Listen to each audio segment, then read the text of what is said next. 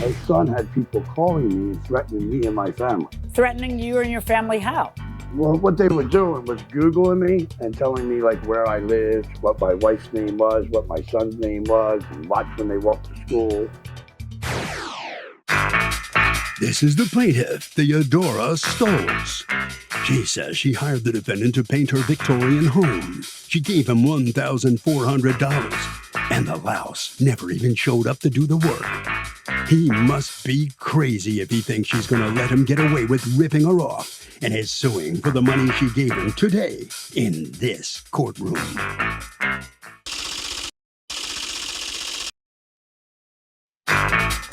This is the defendant, Brian Johnson.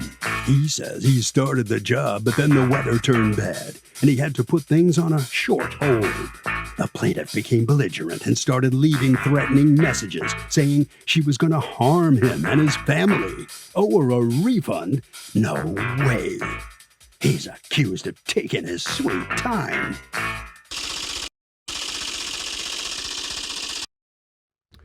All parties, please raise your right hands. What you are about to witness is real. The participants are not actors. They are actual litigants with a case pending in civil court. Both parties have agreed to drop their claims and have their cases settled here before Judge Marilyn Millian in our forum, the People's Court. Litigants have been sworn, Your Honor. Thank you, Douglas. You're welcome. All right. Theodora Stoltz, you are suing Mr. Johnson and his painting company for the return of $1,400 because, according to you, he did not do much of anything for that deposit and just never showed up again, correct? Yes. Tell me what happened here. Okay. Back last year in June, around June 13th, my son was redoing my home and in Cape May, and he hired Mr. Johnson to do the because he didn't have a scaffold, to do parts of the house that he couldn't reach. Oh, can I ask you, is your son with you? Yes, he is. Okay, let me hear from him since he's the one who did the negotiating, I guess. Hi, I'm Constantine. Okay, so how did you find the defendant and hire him in order to paint your mom's house? So I found Mr. Johnson on Google, and basically what happened is I called up Mr. Johnson, asked him for an estimate. I told him that I was going to come down to Cape May because I live in New York. You know, that's basically her other home where she goes, and basically I went down to Cape May. I met Mr. Johnson on, I think it was June 17th, and I gave him the check for $1,400. And basically what was supposed to be done is the tops of the peaks above the windows were supposed to be sanded, primed, and painted. Now, what he did was he just sanded and primed one wooden plank. And basically after that, he gave me the text of the runaround of, he had his friend who was supposed to be working with him. His son got leukemia. These are all in the text. Has leukemia. And I was like, okay, Mr. Johnson, that's what, I was like, okay, I'll see you next week or whenever, you're ready. Then he started coming up with that the humidity basically is stopping him from completing the work and doing the job. Time goes on, around August, September comes around, because I figured when had you signed the contract? He sent me the contract around June 17th. The contract has a date of June 25th, correct? Correct. Yeah, I actually paid him before he sent me the contract. I gave him the check. Well, that's never a good idea. But okay, so you gave him the check on June 17th. He gave you the contract and dated it June 25th. Either way, it's in August when you get frustrated. And so what do you do in August? So when August comes around, I text him and I try calling him. Basically his phone was going straight to voicemail. I texted him and I kept trying to call him. Eventually, I called him from an unknown number and I said, hey, this is Constantine. What happened? I told him that he had to complete the job because he got paid for it, basically half of the money, and he didn't even do not even a quarter of the job. And after that, I think me and him, honestly, we got into like a little bit of like just going back and forth. Like he said, he was like, basically, oh, I told you I couldn't do it. The humidity was here. And around August, September, I figured the humidity broke by now. The job should be able to get completed. After that, we hung up. I told my mother about this. Then that's when my mother got involved, finally. Okay, and let me hear from your mother. Go ahead and switch with her. Okay, I'm here. So I called Mr. Johnson and I told him, I need you to complete the work. And he said that he was going to. And this went on again. Wait, when did you get involved? What month did you get involved? I think it was in August or September. My son gave up on it. I had to take over. It wasn't being done. So in August, you tell him, I really want you to finish this. And what does he say? I would call. And so it went on and on. I would contact him. Then I had Aaliyah, she's not here, who's a real estate agent in Cape May. She was looking out for my home. And she said, Mr. Johnson did not do your home. That was the final. This was around September 26th. I don't have my file in front of me. Okay, let me hear from you, Mr. Johnson. What's going on here? They gave you a deposit June 17th, and she finally decides enough is enough in late September. He gave me a deposit, Your Honor, on the conditions of I would fit the job in. He had called me one night late. I came over. We talked about the job. He was very excited about getting the work done. And I said, I can do it, but I'm busy, and I'll fit it in. Then the humidity broke. Theodora agreed about the humidity. The reason why Theodora got involved was because her son had people calling me and threatening me and my family. Threatening you and your family how? Well, what they were doing was Googling me and telling me like where I lived, what my wife's name was, what my son's name was, and watch when they walk to school. You know, like it's a gangster. And Can I see really that? Can I see proof of that? No, I have a police report. Police were called. And what happened with the police? What happened when you called the police? I don't know if they called them or not, but Theodora called me back and said, this is nonsense. You and I are going to deal with each other now. And we did. And she understood about the humidity. She understood about my schedule. Did Dean, let me speak to Dean. I want to speak to Dean again. This is getting good. I went, did half of the work. Let me hear from Dean. Dean, did you have people calling him up and threatening him? No, I did not have anybody call Did the me. police ever contact you and say, are you calling and threatening him? Never. Did you ever get arrested for anything, any such thing? Never. Never. So here we go. It's June. And go ahead and switch with your mom. It's June 30th. I'll be there tomorrow after lunchtime to start sanding. Then it's like I got held up here, but I'll be there today a little later. Then I can't get the paper from my danders, probably Sanders, until Saturday. I'll be there over the weekend. Okay, cool. See you then. Then I'm on my way. Hey, okay. Then I will be there tomorrow first thing in the morning. Then I'm really sorry. I have a guy that's out sick with his son, is really sick with leukemia in the hospital, and the job that he's doing this week has to be done because they have renters coming in. I thought I'd be able to get to your house today, but I'll keep in touch with you. I'm sorry. He says, okay, it's understandable. It's now July 9th. Then he says, hey, Brian, give me a call because you haven't given me any update on when you can start the house. Oh, I didn't forget you. It looks like Tuesday. Okay. Then in late July, it's, hey, due to the crazy humidity, I'll be there when this humidity breaks. So all the excuses up to for almost a month had nothing to do with humidity. Then it's humidity. Okay. Because he was told I was going to fit him in. That's why there's no. Is that in the contract? I'll fit you in when I'm down well, please? Is that in the contract? Okay. When that's what you mean, you should put it in the contract. I'll fit you. Time is not sometime in the next 3 months, put that in the contract because watch this. Put Dean back there. Just have Dean sit next to you. Have Dean sit next to you. I don't ever have this problem. People are pretty laid back down here. Dean, did you ever tell him, yeah, just do it whenever you can fit us in? No, but I was just giving him the benefit of the doubt, so I was giving him. Right, but did he tell you when, before you gave him $400, did he say, it'll be September and it won't be done? Okay, go ahead, switch with your mom. But I still did half of the work. Half of the work? And Theodora agreed I did half. Half of the work? We'll look at the pictures in a moment. August 10th, you say to him, Dean, do you really have someone calling me and threatening me about an amount that's not even the correct amount of money I received from you? And you, Dean, say, that's fine. Sand it and apply the material. I don't know, so you guys must have spoken on the phone. I'm mad because you don't have the respect to keep in contact and you deposited the check. I talked to your mother. Her and I are in agreement. Okay, no problem. But I am going to tell you that if you ever think you can have some piece of blank, call me or text me, threatening me or my family, you're going to have a major problem. When I explained why we have not started yet to your mother, she totally understood. I couldn't have made all that up. A major problem sounds like you're threatening me, and I didn't threaten anybody or anyone's family. I've been nice to you, understood everything. When you said you couldn't do it, you kept leading me on. That's not how you do business. Dean, I'm not going to be able to do the job or whatever. You just read a mouthful of texts of me keeping in contact. Well, no, it's always him trying to track you down. It's not you, and you what are not talking going. about? I replied. You just read all my replies. I understand, but most of the time, all my excuses. All my excuses. They are excuses.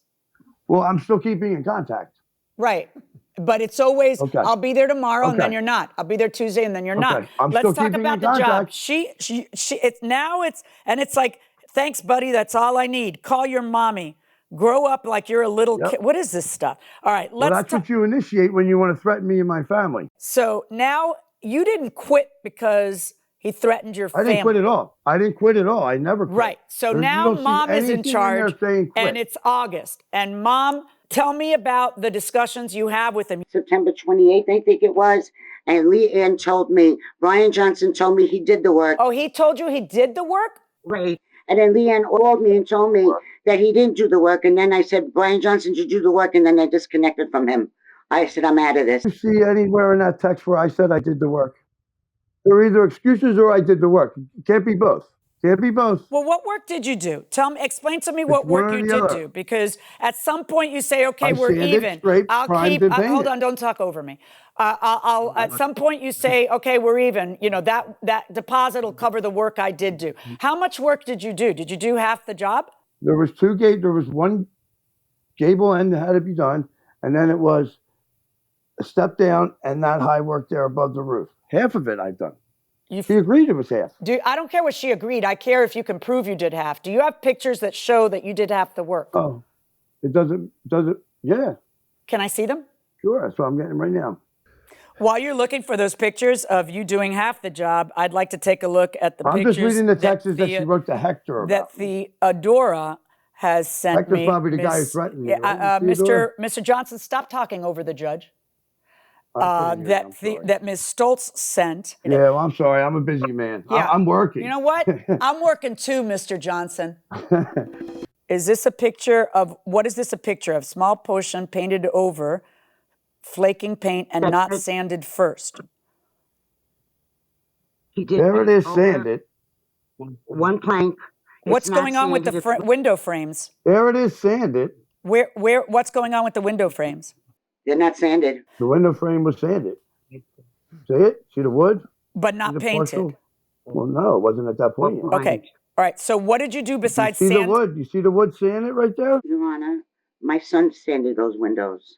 Oh, really? Your son did not sand that siding there. Now let's see the other pictures that were submitted by the plaintiff. This.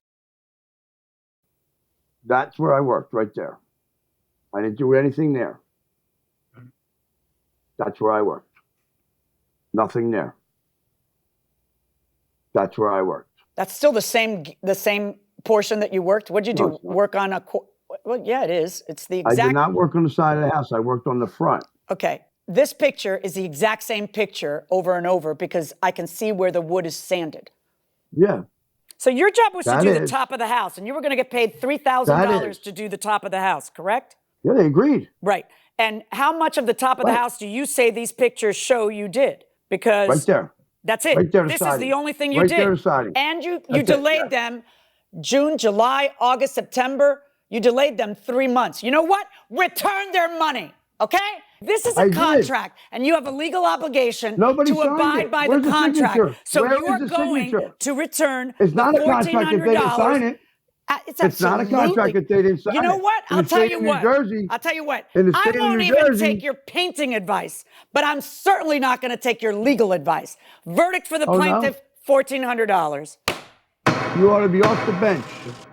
Thank you, Your Honor.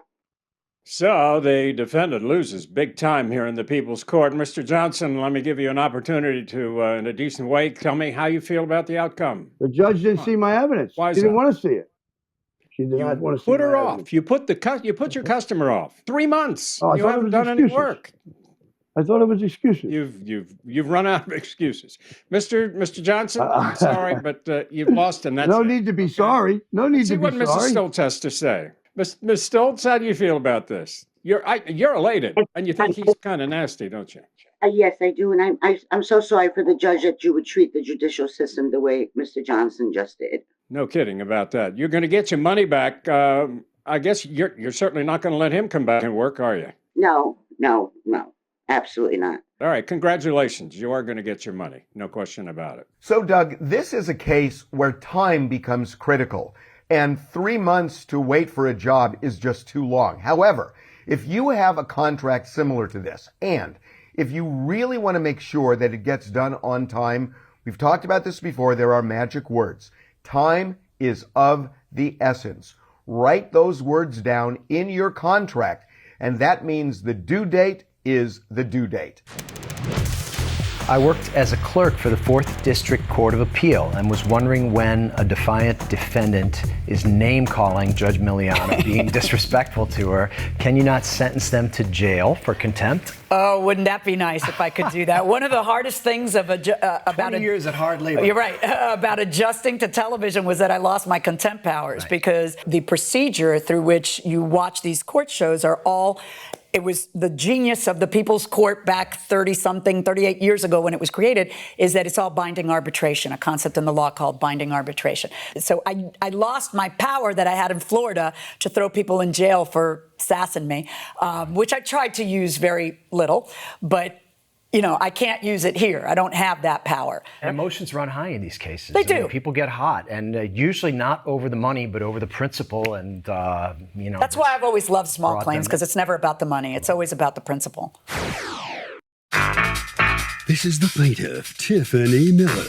She says the defendant's 2 unleashed pit bulls attacked her and her dog, Charlie. She had to jump on top of her Jeep Wrangler, which got damaged in the melee, and her poor dog was bitten badly. The defendant was fined for the attack. He refuses to compensate her for her damages. And she's here in the name of justice suing for the $760.35 she's owed.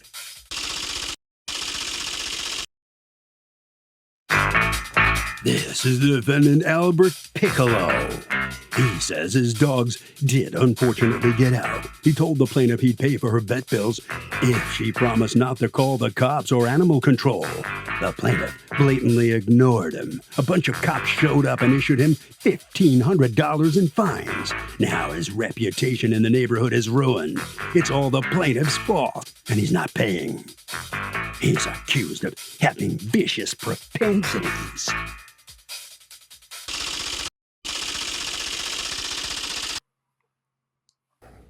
All parties, please raise your right hands. Welcome back to the People's Court. Next case on the docket, the plaintiff says that the defendant needs to learn how to control his dogs because those dogs attacked her and her dog. But the defendant says the plaintiff ruined his reputation by calling the police on him when she promised she wouldn't. So he owes her nothing. It's the case of I'll be doggone. Thank you, Douglas. You're welcome. All right, Ms. Miller, Mr. Piccolo lives in your same housing. Is it what kind of place? Is it an apartment building? What is it? It's a townhouse community. Townhouse community. And tell me, did you know him before this event happened? I did not. All right. I did not. Did you know his dogs? I did not. Okay. Wasn't even aware we had pit bulls in the community. No. All right. What happened this night? So myself and my family, we were getting ready to take our normal routine walk with Charlie. And Charlie is how old? I made it. Charlie is now 9. And what kind of dog is Charlie? Charlie is a terrier, a mixed terrier, Wheaton and Patterdale terrier. Okay. He's ranges 25 to 30 pounds. Okay. And what happened? So we're walking out of the house, and by the time we made it to the driveway, didn't even make it to the end, I noticed the pit bulls there. There were 2 brown pit bulls. And there were a couple of people that were standing outside. So initially, I didn't really think anything of it. How does someone not think anything of 2 pit bulls that are unleashed and without an owner? I'd think something right away. Go ahead. Well, this is a matter of a couple seconds. But yeah, so they immediately started running our way once I saw them see us, and they started charging our way. But then I noticed that the pit bulls were coming our way, but the people that were standing with them were not. So then it dawned on me that this is happening. So I jumped up on the hood of the truck, and as I'm pulling Charlie, or trying to pull Charlie up, that's when one of the pit bulls, because they kind of split. Who was with you? It was you and who else? It was me, my fiance, and my 2-year-old toddler, and Charlie. And where was the toddler? So I had Charlie. My fiance had her in her stroller, and I was holding Charlie. All right. So what happens? So one of the pit bulls headed in the direction of myself and Charlie, and the other one kind of went to the back of the truck. So again, as I'm trying to pull Charlie Are they up, barking? the dog just latched on. There was no barking. No barking. They were just running in our direction. And then running in our direction. Was there any barking before the latching on or no? No. Okay. There was no barking. The dog came up and he grabbed Charlie by the neck and he just started tearing. Well, she, I'm not sure of the gender, but just started tearing at his neck, at his legs, and just started attacking him. So I'm, just trying to free him and trying to pull Charlie away. And then at that point, the other dog, who I had no idea. At this point, had you hopped onto the hood of the car, or you had not hopped onto the hood of the car? I hopped onto the hood of the car when I saw the pit bulls coming our way, and the people that were standing there were not. And then at that point, where is Charlie? Charlie is still on the ground at that point. On a leash? As I'm hopping on a leash. And then what? On a leash. And then what happens? And then as I'm getting ready to pull him up, the dog latched onto him. Okay, are you fully on the hood? What part of you is on the hood? At this point, I'm on the hood. My feet are on the hood, and then I get down to my knees and I'm trying to pull him up. But at this time, as I'm trying, they have him latched, like leg, arm, just steady biting him. Okay, so go on. The other dog then comes around and the other dog joins in and starts to bite. At this time, I'm screaming. I'm saying, get your dog, because the people that were standing there are now coming closer, but they're kind of just watching. So I'm like, get your dog. And then she says, this is not my dog. So I'm even more terrified at that point. I'm just screaming at the top of my lungs. What is your fiance doing with your baby in the stroller? What's happening with them while this is going on? He can share that with you. Yeah, but you're protecting your dog. What are you doing about your baby? You don't know what was happening with the baby? I know he has her. I'm very confident that he has taken care of my baby. But I found out after he actually threw her in the stroller in the back of the Jeep. So he was able to get the Jeep open and put her in the stroller in the back of the trunk of the Jeep. Yeah. Okay. So go on. This out after. So go on. So the other dog jumps in, but then the other dog comes out as a couple of neighbors are coming out at this point, because I'm again screaming for help. Just come get your dogs, help me. And another neighbor come out and he picked up a stick and he was able to kind of just shoo, and they just disappeared. I have no idea where they went after that. And at that point, I'm just hopping off and tending to Charlie. Okay. And then when and how do you meet the defendant, Mr. Piccolo? I have not met him. But how do you find out who to sue and that they're his dogs? The people that were outside, it was actually the president of the HOA, was the woman. Of the homeowners association? Yes, the homeowners association of the community. She was the one that was actually the people that was standing there that I didn't know at the time. So she, kind of made me aware at that time that, this was not the first time that his dogs have come out and have been out without a leash in the community. And that she would take action and do what was needed to be done to make sure that, this doesn't happen or that it stops. So at some point, did the defendant call you? No. Have you ever talked to him? I have not talked to him personally. There was an interaction later with my fiance and that him. I was not present. Is your fiance there? He is. Yeah, yes. Let's talk to him now. Okay. What's your name? I'm Johnny Turnipseed. What happened, sir? We was walking the dog, got towards the end of the driveway. We seen like these just loose pit bulls. All of a sudden, they just started charging at us. I didn't know what to do. I had the baby, but I did know that my truck was unlocked. So I opened the door, grabbed the stroller. Me and the baby got inside the car. Is this the Jeep that we're talking about? Yes. Okay. Yeah, just the Jeep. Okay. The other two dogs, they just started aggressively attacking our dog. All right. So did you go inside the truck too? Yes. I went inside the truck for a sec. Because at this point, I just have to make sure the baby's okay. Right. Well, did you come out afterwards to make sure that your girlfriend was okay? Yes. Okay. Tell me about that. I came back out. Tell me about that. I came back out. When I came back out, the dogs, they were just mauling at Charlie. Honestly, I thought Charlie was dead. My girlfriend, she was just hollering, screaming on top of the car, trying to pull the dog on top of the car, but she couldn't because the dog was just attached. All right. So she trying to pull the dogs up. The dogs. So how did the dogs finally detach? My neighbor came outside with a stick. So he came outside with a stick, swatting.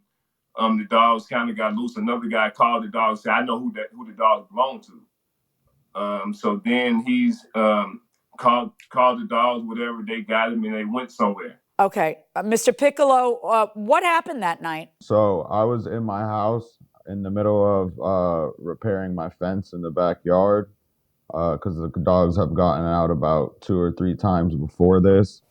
So, I bought all the stuff I needed to put up a whole new fence around my yard. And I was inside and I didn't know this was going on at the time. And nor did I know who it happened to. That touches Well, where did you think your dog? I don't reach out to understand. them. You're putting up a fence because 2 or 3 times in the past the pit bulls have gotten out.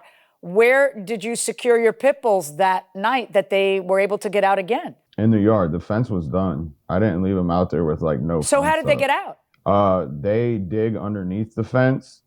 Okay, so So- then they can't be out there because you don't have a fence that holds them in. Even when you finished repairing it, you don't have a fence that holds them in. So why weren't they inside the house instead? Because I don't keep them in the house. Ever? They come in the house during the day, but they're outside dogs. How did your dogs get out while you're fixing a fence because dogs get out?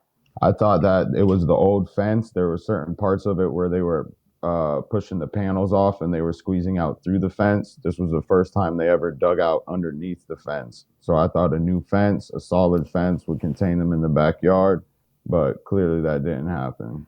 So when do you find out that your pit bulls have attacked a family with a baby and a dog? I didn't know there was a baby. I was only alerted that the dogs bit another dog, and there was 4 cops at my door. That's when I found out. And did that happen on the same night? Yeah. Okay. The police were there, and then I was approached by animal control the next day. All right. Did you ever speak with either of them and say, I'll pay for the vet bills, no problem? Yeah, her fiance came up to me, and I said, if you would have came to me and spoke to me before all the police and all the animal control got involved, I would have no problem taking care of that. But now the cops showed up and animal control showed up and they want me to do all this stuff with all these citations.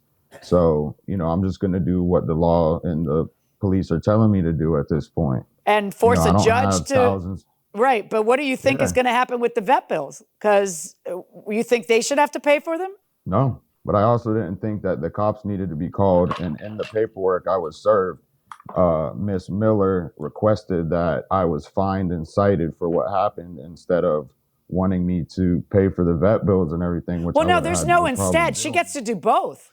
She Right. gets to do both. So, in your answer to the complaint, you say, well, I would have paid for I told them I'd pay for them if they didn't call the police, but then they called the police, but that's not quite right. You said, well, had you not called the police, I would have paid for it. Either way, what makes you think you're in charge to make demands about, you got not just dogs, 2, not 1, pit bull that repeatedly gets out, and you're looking me in the eye and saying, because I also got fines, I'm not going to pay their vet bills? They wanted to go by the book. So I said, we'll do this by the book. So when I have paperwork and you in front of me that says that I have to pay it, then I'll pay it. Okay. But if you want to What call damages the police, did, Ms. Miller, what damages did your dog sustain? He had just gashes and lashes. That was the biggest one right there. He was very swollen on his neck and just down his right shoulder and leg. That's where the most damage was done. And so we had antibiotics. I had to give him pills, and they did blood work. And they didn't do x-rays. They said to just kind of monitor him, since that was a significantly larger charge that I couldn't afford at the time. And to so your vet bills were only let them know. $360.45. Tell me about the Jeep repair cost. Do you have pictures of the Jeep? Yes, I have a video of the Jeep, just kind of showing the indentations from when I was on top of it, again trying to free the dogs. Well, that's Charlie a couple of days after the attack. And you can hear Johnny talking to the neighbor that actually was helping, that actually came out with the stick and got him off.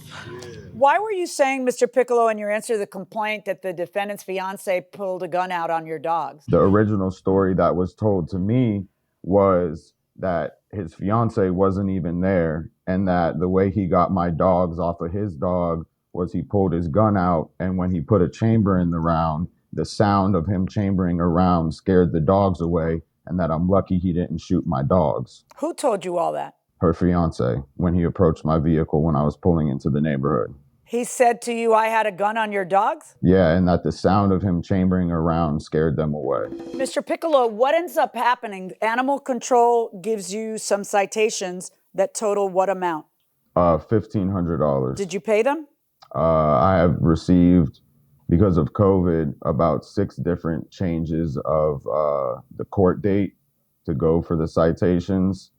So you haven't paid anything? So not yet. My court date hasn't and then come up what ended up happening with the homeowners association? I haven't heard from them, but I'm selling my house. I'm moving out of there. But are the dogs still at that location?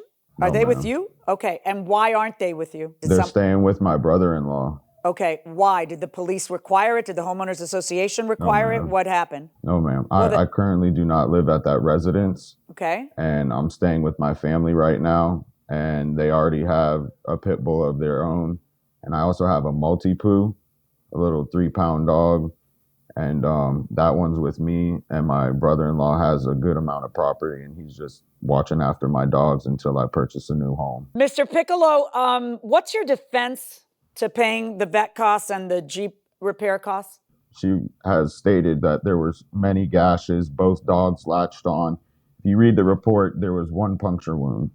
So It's a little bit of an embellishment to me. And the police report, it does not say anything about her getting on top of the Jeep. Hold on one second. Do you have a police report? You have a police report? It's a animal control incident report. I have that. And animal control cares about animal control. They don't care about damages to her Jeep. So what's your defense? That she's making up the dents on the Jeep? Well, when someone's saying that my dogs mauled their dog, and you look at the vet report, and in the vet report, it says Charlie's the luckiest dog in the world for being attacked by 2 pit bulls, only sustaining 1 puncture wound. Right. Then that Did makes me you see the video feel like of Charlie walking like this because he's got like internal whatever and and is in pain? Did you see that video? Yeah, it was yes, ma'am. Okay. That was from the puncture wound on, I believe, his right shoulder. Puncture wounds on his right shoulder, and he's like this about the neck. But I don't really care if he has a dot on him.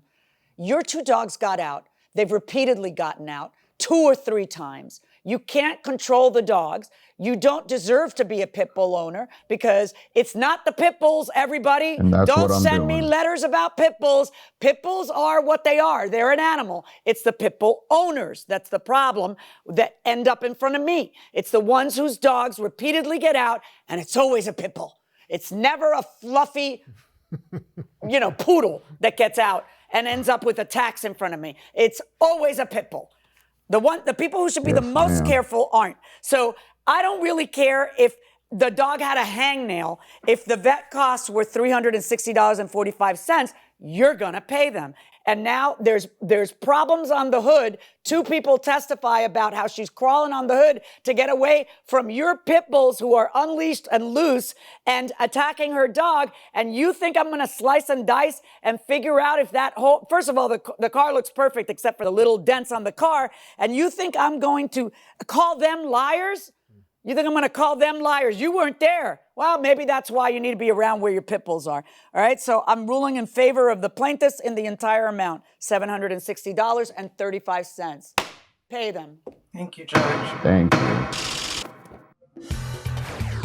So it's no surprise the plaintiff prevails in this case. She gets everything, the $760. Mr. Piccolo, has this happened before? I know you said the dogs have gotten out before, but have they attacked other dogs, or have you been No, sued? my dogs have gotten previously? out, and the reason why everybody knew they were my dogs is, they've gotten out. They're super friendly with people. I honestly couldn't tell you how this happened. There's never been an issue in my life like this before. All right, you got to pay Yeah. it. That's the judge's decision. All right, Ms. Miller, let me ask you, I'm sure you're a little relieved now. This is kind of over at this point, right? I am relieved that I was awarded what the damages were for his negligence. I don't know how I became. And I'm sure I should have been a victim. By the way, that charge that you pulled, you had a gun and you were loading a bullet into the chamber. Was that true? Any truth to that? I never said anything like, I don't know where he get this from. Okay. Well, listen, congratulations, folks. You're going to get the money. So, Doug, in many cities, there is a leash law. Not all cities, especially rural cities, a lot of them don't have this.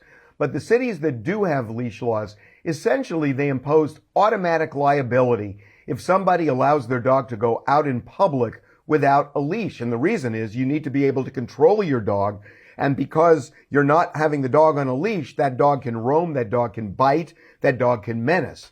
So these leash laws provide automatic, or we call in the law, strict liability when somebody lets their dog off a leash and the dog, say, bites another dog or another person for that matter. Now, if both dogs are off a leash, usually you split liability 50-50.